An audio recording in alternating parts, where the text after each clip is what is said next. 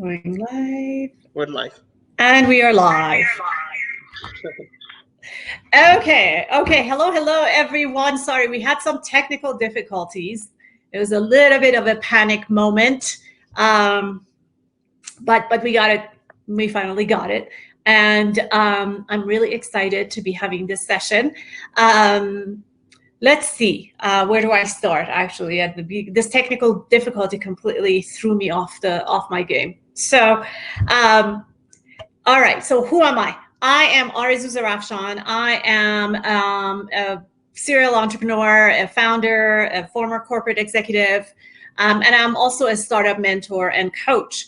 One of the things that I love doing is to provide mentorship and coaching for startup founders and helping them turn their dream into reality. And so if you want to know more about that, you go to my website, which is aza.consulting, or you can go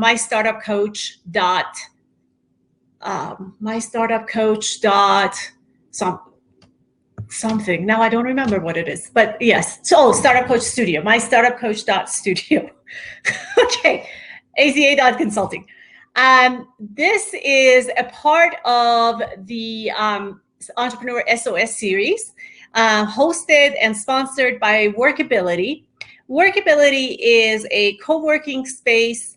It's an independently owned. It's not the big giant mothership of corporate. It is a beautiful, beautiful space, but it's more than just the space. It's a community-focused, community-driven space for collaboration and masterminding and a lot of friendship and a lot of enablement. They have 5 locations across Denver and hopefully growing beyond that. And okay, Susanna says, I sound cut out, Arezou. Mo, is that true? Am I sounding? Now it's better. Okay. It's not me. I think it's the Crowdcast. Thanks, Susanna, for letting me know. We're just going to roll with the punches with this one. Anyway, so WorkAbility, check them out, workability.works. And I am so excited about this conversation. You know, I was sharing with Mo, and I'll talk about who he is. And I also put a post on LinkedIn. I've never been so excited about having a conversation about finance and accounting. And so this is going to be really, really neat. So what are we doing today? So let me just read my blurb. One of founders and entrepreneurs' biggest concerns in the period that we're going through is about finances. The time now couldn't be different than say 6 months ago, right? In six months ago, we're about to close another year of record funding by the venture capitalists. Unemployment was razor thin, less than 3.5%. And although there were talks about recession, no one really paid that much attention to that, right? And especially not at this level, at the levels that we're facing now. So here we are now, 6 months later, record unemployment. I don't know. I mean, definitely in double digit. I don't know if it's 15%, 20%, what. The VC funding, even though it still exists, it's a lot harder than even before to really secure that VC funding, and venture capitalists are being a lot more careful about deploying the capital or where they deploy the capital. Angels are just not investing because their portfolio just went down to the drain. So you're a founder, I'm a founder, Mo is a founder, Caroline is a founder. We all want to know what to do now. Something is ringing. Is that you, Mo? Yeah, I had to turn it off. We're all good. Okay, this is interesting. Okay, so angel funding dried up. So what to do? So now I'm going to talk about Mo. So Moe Aduan is the founder and president of Royal Bookkeeping and Accounting. He's been doing this for over 10 years, and there's a wealth of knowledge that I can't wait to tap into. We talked just a little bit before we started the session, and I'm like, stop, because I want to hear this with everyone else, and it's going to be good. Mo is an entrepreneur. He is a business mentor. He is one of the 3 founders. Did you say 3 founders? Of this company called New Leaf Natural. Yeah, go ahead. I jumped in after they started, so I was the 3rd party. The 3rd co-founder. And this company was founded in 2016. And 4 years later, they have over 60 employees and they're about to go public. Get this. I mean, how often do you hear this? Like in 4 years. He's a real estate investor, both commercial real estate and residential. He has a portfolio of properties. And he has a lot of other businesses too. So we'll talk about all of that. And so without further ado, here's Moe. Welcome. Thank you. Tell us about yourself and about your story. How did you get here? Well, like every immigrant, my voice is echoing. Is that supposed to do that? It's not echoing on this side. Oh, okay. So we can hear you fine. Okay, perfect. So I started my journey when I was 18. I grew up in Jerusalem. And I had a dream always to come to the US. So once I finished high school, I applied and I was able to get a visa. And since then, the journey has started in San Francisco, where I became a taxi cab driver. That was my beginning while I'm going to college. And then just the journey kept getting better. So you said you always dreamt of coming to the US. And so did you dream about coming to the US to become a taxi driver? I mean, what was the dream of coming to the US? That was to become a taxi driver, actually. Seriously? Yes. Okay. And, I mean, hopefully much bigger, but when I was younger, I was reading stories that you can be a taxi cab driver and also go to college at the same time. So that was my dream, to become a cab driver and go to college at the same time. So yes. That's what you did. Okay. So where did you go to school? I went to San Francisco State University. And then I graduated later on from CU Denver in 2009. And what did you study? Accounting. Okay. Business management and accounting, yes. Okay. And what was growing up like in Jerusalem? Interesting. You definitely, if we want to focus on it from a business opportunity and business perspective, since we're talking about this here, it's a lot tougher to grow a business and become an entrepreneur. So I feel very fortunate being here. But at the same time, it teaches you to be hungry and to be a survivor. So that part of it really helps you in your entrepreneur spirit. And also it helps you to try to achieve bigger goals, because the opportunity is not always there, which is going to bring us to our next subject, which is recession. There's less opportunities, and those opportunities are unique, and you have to stand out and able to take advantage of those. Okay, so before I go into my next question, let me ask you this question. Is your phone on mute? Because yes. Because I am hearing the echo, and generally that happens when there's positive feedback between your speaker and your phone speaker. But if you're good, you're good. Okay.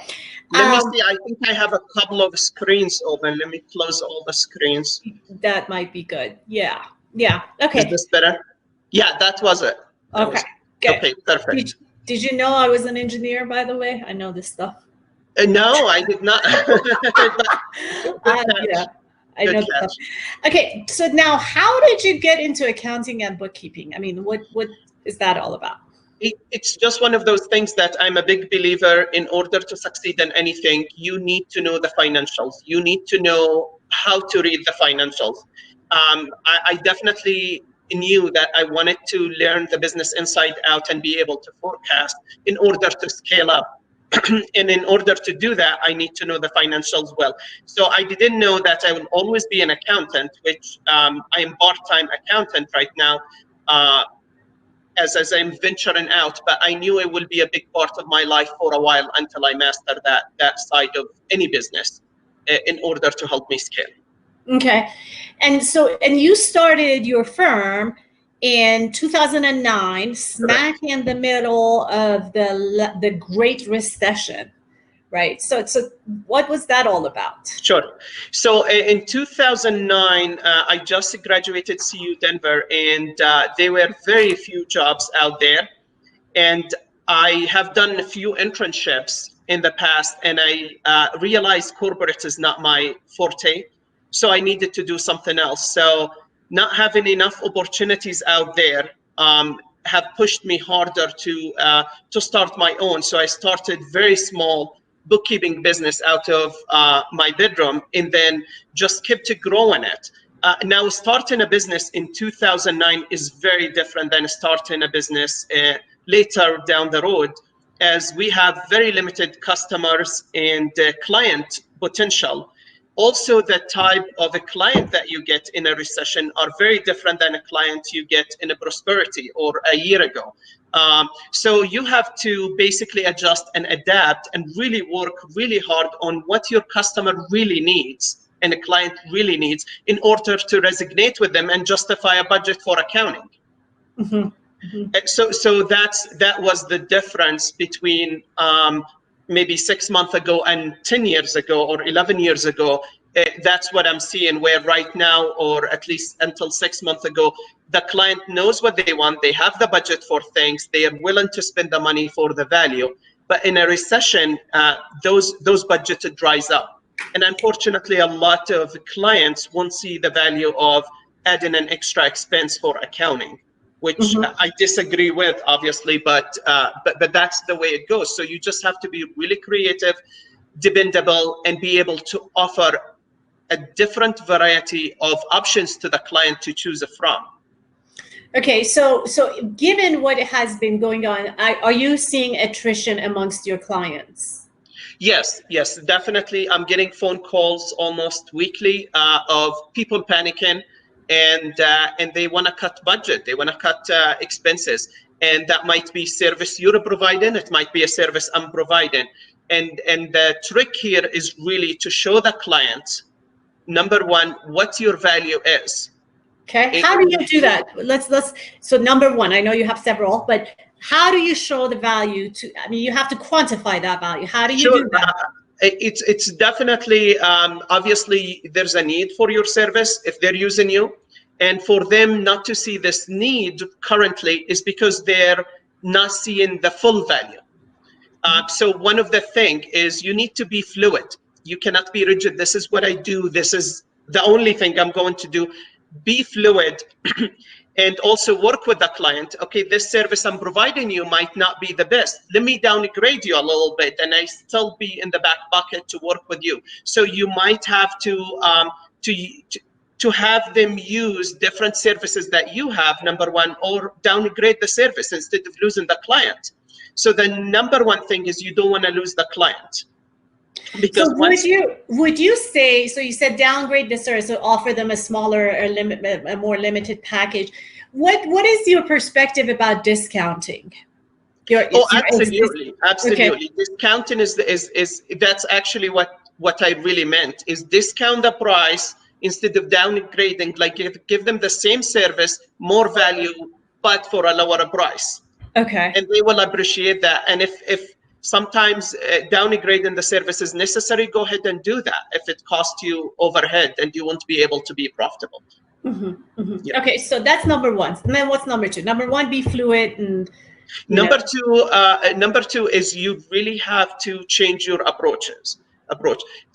Like a lot of time, the first thing we hear is always cutting cost. But really, sometimes you don't have to cut costs. Sometimes you might have to increase costs in certain or different aspect of your business, because just because you're cutting expenses, not necessarily it's good for your business short term or long term. I always use the example, I don't know if you remember, probably it's been about 7 years ago, where the landing in the Hudson River, that airplane that landed in the Hudson River. I just love that pilot. I think they made a movie about him. Right, The way he steered that airplane, instead of going with every logical answer, let me slow down and let me try to stay afloat. No, and let me stay up with the airplane. Instead, he did something totally different and crazy, and he saved everybody's life by going down first, head first, and then increasing speed to give him some more power to control the airplane to land it safely. So I always think businesses like that, you need to be able to make bold decisions. So cutting costs is not always a good idea. Even though we just talked about cutting costs, it's not always a good idea. Maybe in these tough times, increasing costs efficiently and wisely, it could be the difference between you making it in a recession or not making it in a recession, or maybe growing your business multiple folds. Okay, so let's talk about that. So when you look at, and I'm just going to say a generic business, right? There is some overhead to run the business. Yes. Then there is the costs are, a cost of growing the business, right? Such as marketing costs, advertising, etc. And then there is also the cost of providing the service, whether it's cost of goods sold or providing the service, etc. What is your, and then I'm sure I'm missing a bunch, but what is your perspective about like these areas? You should be very, very careful about cutting costs in these areas. Don't cut costs in these areas. And then what's like the other tier, like, okay, if you have to cut costs, start here. What is your perspective there? Sure. I mean, in any business, you have variable cost and fixed cost. The fixed cost, they're no matter what, you have to pay them every month, like your rent, your utilities, all that stuff. I would cut cost on fixed cost. Rental, if you can negotiate with the landlord, and I know a lot of landlords are negotiating right now, cut cost on that, it's okay. Utilities, if you call your utility company, there's a lot of options for you out there. Certain subscriptions that you had to have in the past to make your life a lot easier. Those subscriptions, you might be able to live without them or spend an extra hour a week moving away from those subscriptions. You can cut costs on all those. What I wouldn't cut costs as, or I would be very careful not to cut cost on, is advertisement. Mm-hmm. But however, I will reorganize my advertisement and marketing campaign. If it was going to one certain type of a client, I will move that to make sure it's going somewhere else where it's more efficient. Because what worked 6 months ago, it might not work today, or the clientele that you're advertising for 6 months ago, there might not be, and you need to find that new market to evolve. Always be fluid, try to evolve into your journey and into the steps you're taking. So advertisement and marketing budget, I would, if I have to cut it, I would be very cautious and very careful about doing so. And the way I would do it. Payroll. A lot of people talking about cutting employees and layoffs and all that stuff. What I will do, instead of just using the word laying off or cutting employees, I would reorganize the organization from within to see who's the most efficient, give them more hours. So have them work more hours and have them work more. And the people who are less efficient, transfer them into a different position. If you need to let them go, you need to let them go. Obviously, there is no question about it. But reorganizing instead of just going based on salary. A lot of companies, what they do is they look at salaries, and I've seen that in many businesses. Yeah. And they say, oh, this is a high salary. We got to get rid of, and we're keeping the low salary. Well, guess what? You might be making the biggest mistake ever, because just cutting salaries without really a vision of who's bringing the value is wrong. So your payroll might go up, but you're working more efficient, you're producing more. So that's one of the things that a lot of people bring to the table. What is your perspective about furloughs, by the way? Because that's like, that all of a sudden became fashionable, and I look at it as it's just an awful option. But what is your perspective on that? Furlough is an option. I think in a government job, they always go back to it. And I think part of it is political. And I see it all the time in government jobs to for whatever reason, I really disagree with furlough. I think you should be able to analyze your employees and know your team really well to be able to say this person's going to come back or not come back. And they need to look for a job, because a lot of time they start with furlough and then they go ahead and issue a statement, we're laying everybody's off. And I really don't like that, playing with people's emotion. Be clear, be to the point, and be precise. Yeah, and you're right. Furlough government, used to use that. I mean, they still do, but now it's very fashionable within the private industry.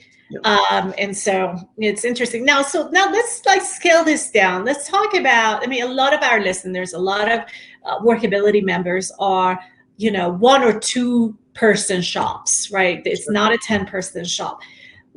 For them, let's just say that they have a run rate of their burn, and this whole thing happened. They lost their clients. How would you advise them to manage their capital?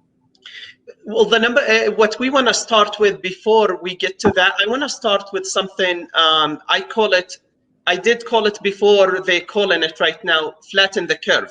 So we're going to talk about that, but from a business perspective. Let's talk about it. Flatten the curve. Absolutely. So it's all mental. It's all mental. Business is mental, and it's energy. If you have the right energy, if you have the right mental, no matter what, you will have some difficulties, but in the end of the day, you will get where you need to get to. So flattening the curve, a lot of entrepreneurs in those early stages, 1 to 5 years, they're 1 or 10 employees, it doesn't matter. They always live in a high-low environment. At one point in 10 minutes, they're so excited, they just landed a client, they're really excited about it, and then 10 minutes later, they're depressed. Yeah. And we all run it through that as entrepreneurs. So the first thing we want to work on in a recession, or in any day, actually, even in a great economy, is a flattening that curve. And instead of the highs and lows, you want to flatten it. So if you got your greatest client and you're excited, it's okay to celebrate, but don't take it to an extreme level, because there's going to be a side effect to that. In the side effect, later, you're going to be so emotional, so excited when you get a client, and then you're going to be so disappointed in yourself when you receive a negative feedback, or when you lose a client. And that kind of roller coaster that you're going up and down all the time in, it's really detrimental for your business success and how you scale up, because a lot of those entrepreneurs has a huge passion about going high and going big. You're not just looking, this is where we're gonna make it, is mom and pop shop. They want to go big, and if you want to go big, you gotta work on that. That's the first step, flattening the curve.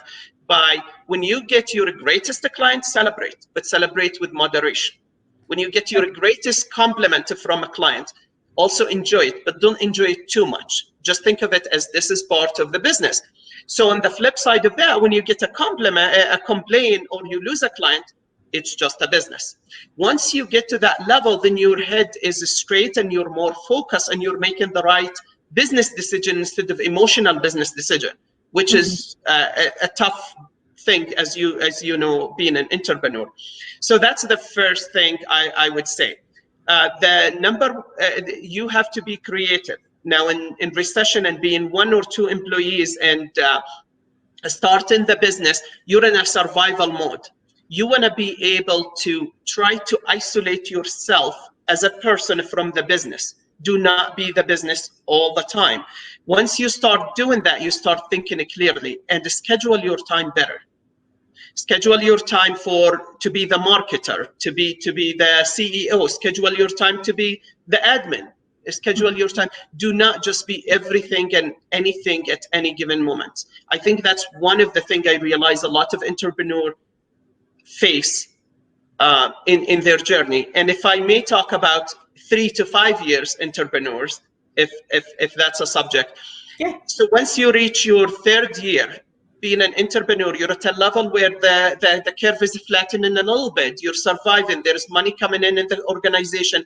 This is where you decide, do I want to take this big or do I want to stay where I am? and you have to make the steps. And I always refer to this book. Everybody knows me. I talk to this about this book so much. It's called "What Got You Here Will Not Get You There," and I'm sure you know it, by Marshall Goldsmith. So you reach the 3-year or the 5-year period right now. Now you need to take it one step farther. But in order to do, you need to completely forget everything you learned before, all the procedures you did before, and learn a new one to help you scale to the next level. Because what got you to that level is not going to get you to the next level unless you widen the circle and have a bigger base. Okay. Interesting. So let me pause right now and tell our audience, we're not going to have a separate Q&A section. So as questions pop up in your mind for Moe, just go ahead and put them in the ask a question field, and we will get them. We'll get to them. Okay, so tell me, like, when you hear a founder say what, you cringe. Like, what are the things that you really like, oh, don't do that you cringe when a founder says?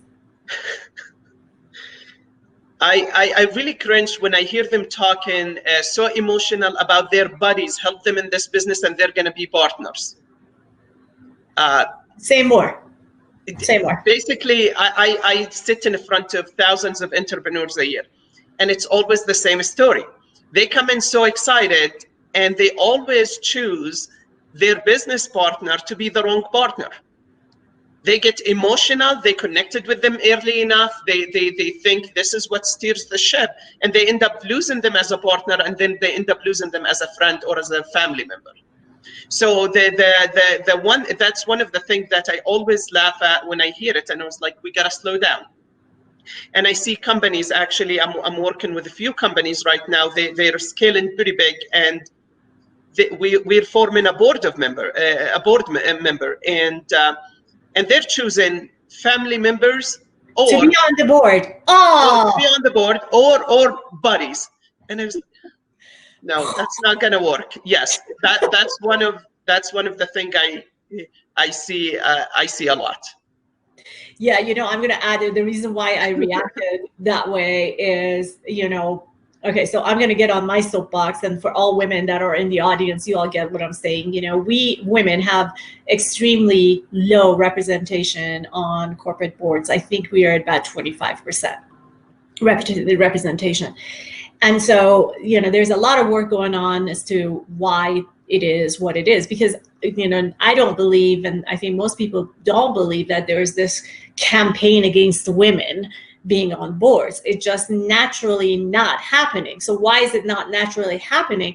Is because, to your point, the existing board members, when there is a board member opportunity, they talk to their buddies, right? They talk to the people they know, and the buddy comes and gets on the board, and the opportunity is not as available for women. Anyways, moving on. So that gets you cringe. So how does one find a really good business partner? I think there's many ways. LinkedIn is one of them, actually, and just having good mentors. Having good mentors who helped you, advise you, who done it before. Having mentors really helped me in a scale and so fast and so quickly in multiple businesses that I was in. And a lot of people think having a mentor just have to be somebody who done it before. No, it doesn't have to be. Having a mentor is somebody you can bounce ideas off, even if they don't give you the answer. You will create the answer by just hearing yourself. So having a mentor is extremely important in any business life if you have the right mentors, and I think that will help you think clearly and choose the right businessman. And don't always choose somebody who is like you, because if you choose somebody who's like you, you're going to stay in the same circle. You need somebody who's different than you, but you can align and disagree with and be able to figure things out with.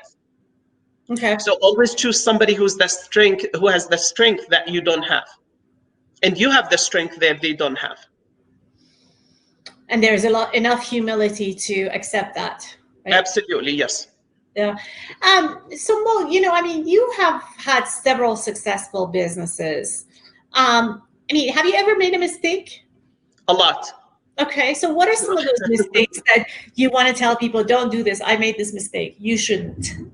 Well, the biggest mistake, I don't know if I want to say it on, while my client's going to watch this on, on Facebook, but later.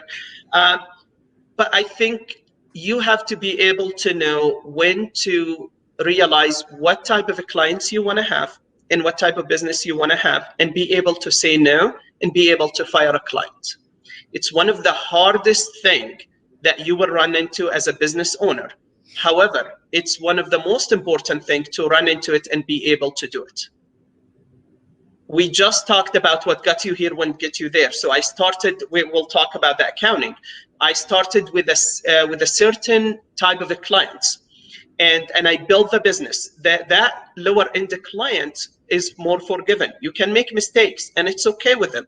But at the same time, it will help you reach a certain degree of success. And then after that, you flatten and you cannot go any farther because of the system, the type of interaction, the type of the clients. So one of my biggest mistakes, I realized I need to move one level up. However, instead of being clear in the message and telling the client, I won't be able to take you no longer, you need to find a different accounting firm, I would have salvaged the relationship much better than trying to drag a client who cannot accept the new formation and the new organization I'm building, and instead having a sore relationship with, because now I'm so different and they keep telling you, you've changed, you're not good anymore, but because you graduated to a different level of business. And that was the hardest thing I ran into. So sometimes analyze your client, grade them from A to B to C to D, realize what a client base you want to be with. If it's the D and that's working for you, hey, it's a great. But if it's the B and the A, you need to analyze that. And anybody who does not fit that category, you need to be bold. You need to be straightforward and say, you know what, unfortunately, this will not work for us. So what are some of the things that you consider, like when you talk about grade your clients ABC, like what are the elements that go into that grading process? Sure. So one of the things, the most important thing for me is not financial. It's not payment, because that's not the most important thing for me now, as I can choose my clients. Do they fit my culture? Each business has a culture. And if you take people who do not fit your culture, it's a tremendous danger in your business. You build a culture and you need to be able to realize, is this a client going to fit my culture? Am I going to fit his culture? Also another question. So that's how I choose my client and grade them, not based on pay by any way or mean. It's based on culture, systems. And also, do they respect what I do for them? Do they see the value? If they don't see the value, there is no point of me doing it. They need to see the value. I need to see their value. And that's how I grade my clients. Okay. And you fire us on? And you, if they don't fit the culture, definitely we will make decisions or figure out a transitional way. Okay. And so for the founders, I mean, it's, you know, I'm not going to use the word unprecedented, whatever, which I just used, but I mean, there is no formula right now, right? To figure out, you know, how to navigate this period. Is the period, how long is the period? You know, what to do? Can you thrive in this period instead of just survive? There is no formula. Now, for you, given that you started your business in recession, and you've grown multiple businesses very, very successfully, what would you say to founders? Like, what are the top 3 things that they need to really pay attention to during this period, for however long it's going to be? The number one thing, I think, is staying positive. I look at everything as an opportunity. And there's an opportunity in everything. There is tons of money to be made in recession. I started in recession, and there's so many businesses that you can start in recession. So positivity is a key, and always think the best, because when you think positive, things happen. The second thing I would stay focused on is stay focused on the business, reinvent yourself. this is a great opportunity for you to see, what am I doing? I've been doing this for a few years. Is this the best way to approach things? I've been doing it this way. Let me reinvent myself. Let me reinvent the system I'm using, and reinvest in yourself and self-development, whatever you need, because when this is going to blow over within maybe a month, maybe a year, maybe 2 years, who knows? But as long as you're working toward goal and don't give up and stay positive, I think that's the main thing. Also, change your marketing strategy, where you probably have an SEO playing in Google. Maybe it's time to start calling your client and trying to work with them and offer them more services. That could be another thing. I mean, just think of, I always use Comcast as an example. You always want to cut costs, so you call Comcast to cancel your cable service. By the time you get off the phone, your bill is doubled and you get a few more channels and you're happy. Yes. You know, it's funny the way it works. But isn't what most people call Comcast mad at a bill, and then somehow by the time they get off the phone, they have extra services with them. So that's how it works. Sometimes the client don't know what they want. So it's up to you to show them. Where in the past, 6 months ago, you did not have to worry about that because they have enough budget. They didn't care. Now it's time for you to show them that you exist, you're attentive, and you're staying positive, and offer them what they really need. And cut whatever they don't need. Don't try to sell them like Comcast. Don't try to sell them. So how do you stay positive? What's that formula about? The staying positive is really, what helped me a lot is I don't have formal training where I have 20, 30 years of corporate to really learn the drills and in and out. So I stay positive by looking into books and mentoring and reading business books. I read at least a book a week in business and leadership. You need to show leadership. People love it when you show leadership and you're in charge. That's how you stay positive, because nothing feels better to a business owner or to a client than to show them, I care about your business. I'm going to lead it to the right direction, and I'm going to show you how. And you can try this and you'll see it. What are you reading now? The 5 Level of Leadership for John C. Maxwell. Oh, okay. What are your top recommended leadership books? I love John C. Maxwell, Marshall Goldsmith, and one of the books that I think it's really important to read for John C. Maxwell is Failing Forward. Failing Forward. Okay. Yeah. That's one of my favorite. I read it a couple of times, but it really shows you how the journey begins, how the journey gets somewhere, and it's really great. That's awesome. That's awesome. And so, okay, so staying positive. I wrote these things down. Staying positive. Focus on your business. Focus on yourself. Reinvent yourself. And then change your marketing strategy and really become more intimate with customers, right? That's what you're saying. Am I correct? Yeah, go ahead. And I'm going to give you an example. When I first started, that's really funny. As I mentioned, I don't have formal training. So I approach businesses to see if I can offer them service. And sometimes you approach a client that you have no idea what their system is and how you're going to help them, and you don't understand the thing. So what I would do is always use this example I learned in accounting from my professor. And I always say, well, there's 2 ways to do this. There's the way you're doing it, and there's definitely a different way. So I don't want, as they're asking you a question and putting you on the spot, I really don't want to give you the right advice. I really need to check what's best for your business. So I just and then I go home and search it and go back and give them the right answer and end up landing the client. But one thing I want you to take out of this is, don't be afraid to venture. Don't be afraid to venture. Don't be afraid to take risk. The client, sometimes just because you know or you have the experience, it's not good enough. They want to see that you are personable, you care, and you need to make them comfortable. If you make them comfortable and they know you have less experience, it's okay, because they know if you made a mistake, you're going to fix it later. So just don't be afraid to venture out and really try something, trial and error. It's okay. Okay, so now I'm going to ask you a series of questions. These are the things that are showing up every day. We hear about it, and they're kind of finance related. And I want to know, your perspective on these schools of thoughts. I mean, we already talked about cutting costs, so that's good. So the other thing that is going on that we all hear all the time is preserve cash, preserve cash, preserve cash, which in a way it means spend less, stretch your runway.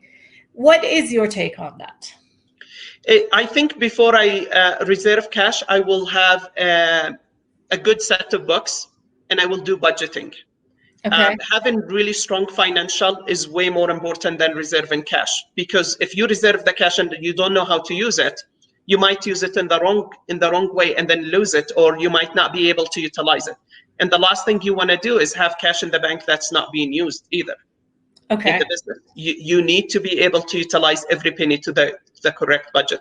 So having really strong financial is crucial to any business, especially in recession, especially in those unseen time. And do a budgeting and forecast. What if I lose 20% of my business? What if I lose 50% of my business? How am I going to survive? And the only way to know the answer to that is through a strong financials. Okay. So, go ahead. No. Before reserving cash is definitely strong financial, and understanding your financial 100% is so much more crucial than reserving cash. So when you talk about financials, understanding financials, are you talking about cash flow, income statement, balance? What are you talking about? Sure. So the income statement is the step number one that you need to look at to see and compare it. Look at it for the past 10 months, month by month, do your P&L statement and see your consistent expenses there. See what goes up and what goes down and why. And look at your payroll cost. The other thing I analyze a lot is payroll cost. Here's my production, here's what I'm bringing, and here's my payroll cost. Is everybody being utilized at 100% of their time, or do I have a lot of floaters out there, they're cashing a paycheck and they're not producing? So analyzing payroll is extremely important out of your P&L statement. Analyzing your marketing. Look at it for the past 3 years. We're getting this many new clients every month, and this is how much we spend in marketing budget and advertisement.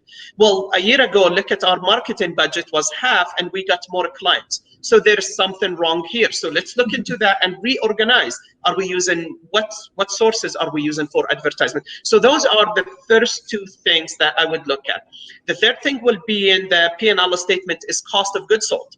If you have cost of goods sold and inventory and you're keeping inventory, you need to analyze your income ratio to those inventory. If you're at 50% for the past 6 months, but before that you were at 30%, there's a lot of ways, might be some issues there in your financial you need to figure out.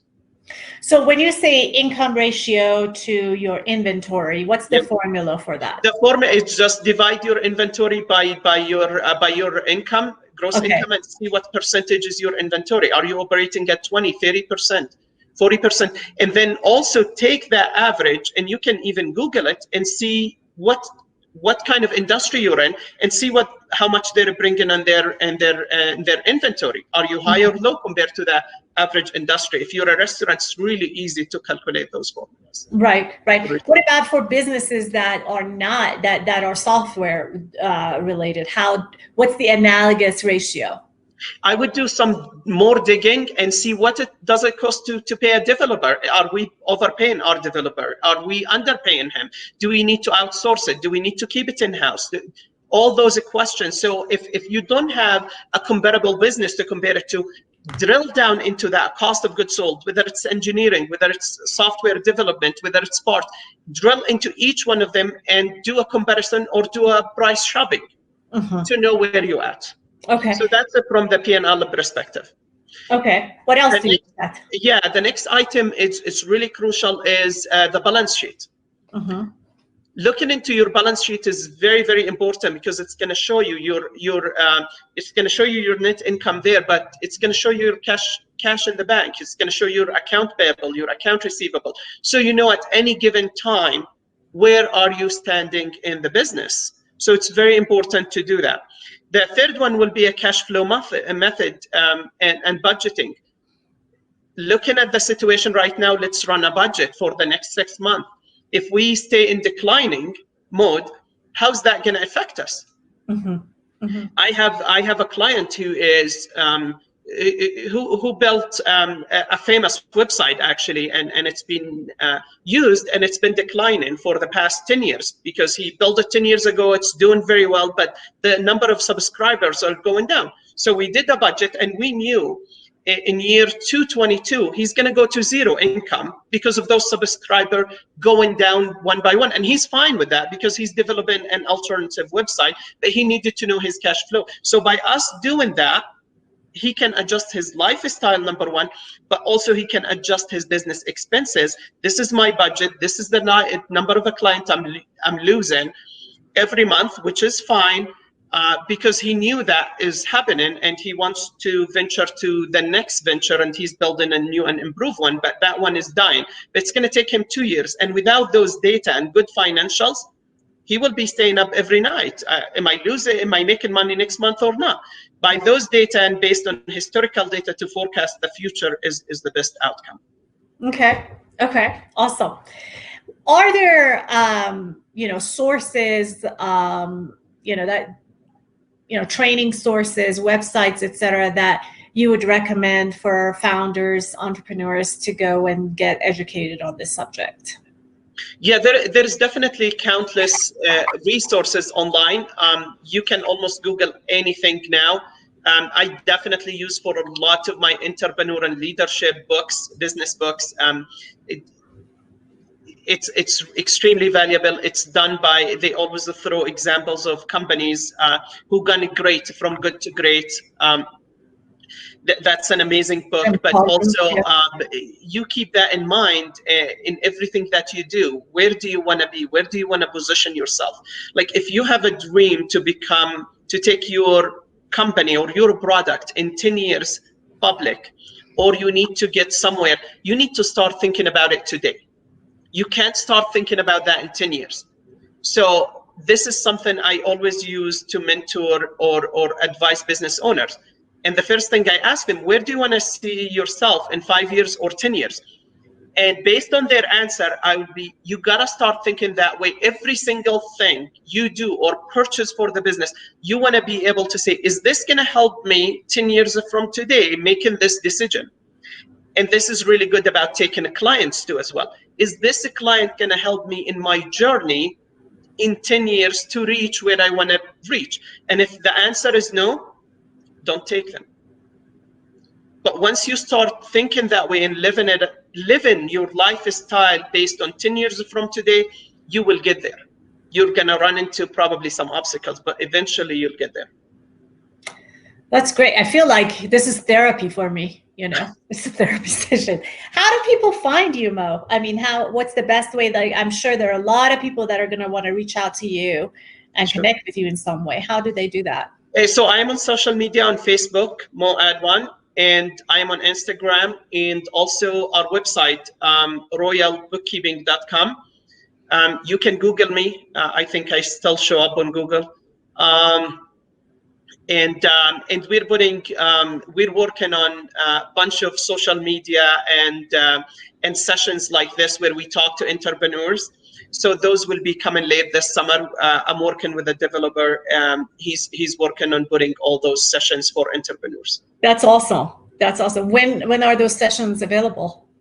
I think late this summer. We are working on an agenda and putting separate topics for each session. So some of them will be scaling. Some of them will be taxes. Some of them is selecting the right business entity, because a lot of entrepreneurs not sure what to do. Is it an S corporation? Is it an LLC? Do I have an LLC? All that we're going to be discussing. What's the business entity and tax saving method you can do to reach that level. That's awesome. That's awesome. All right, let's pause and get some questions from our audience. Let's see. I'm going to read through the chat. Okay, there's Oops, my mom is calling me. Hello, somebody is saying hello. Tommy Samuels. Hi, Tommy. Susanna, nice to see you here. Caroline. Okay, doesn't seem like we have any questions submitted, but feel free to do that. So, Mo, here's another question that I want to ask you is, before my very last question, is what keeps you going?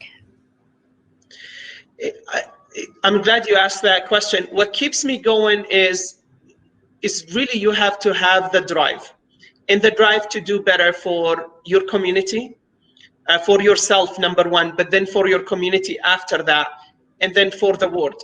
And that's something I really enjoy doing, and it makes me happy. And also success is something I thrive for, because I feel the more successful I am, the more people I can reach, and the more help I can do.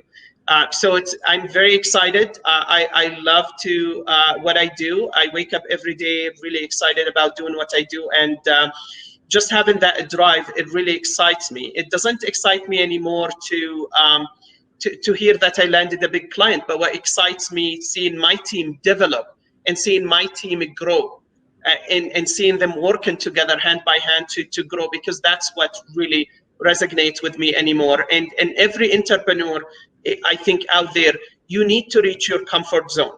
Once you reach that comfort zone financially, then you start thinking differently. But you need to be able to set that, whatever that is. Some people, it's $20,000 a year. That's all I want. Some people, it's $1 million a year, their budget. But once you reach that comfort zone, you need to switch gear and to start thinking, who else can I impact? And guess what?